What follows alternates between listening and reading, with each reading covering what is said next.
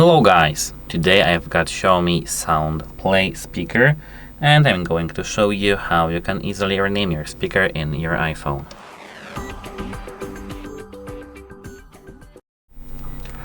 At first you need to open settings and here now tap Bluetooth.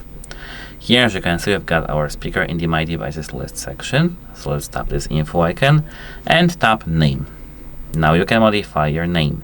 Add emojis, add letters, add everything. When you are done, just tap this tick icon. On the older iOS versions like 18 and of course lower, you need to tap OK button, but it's in the same place.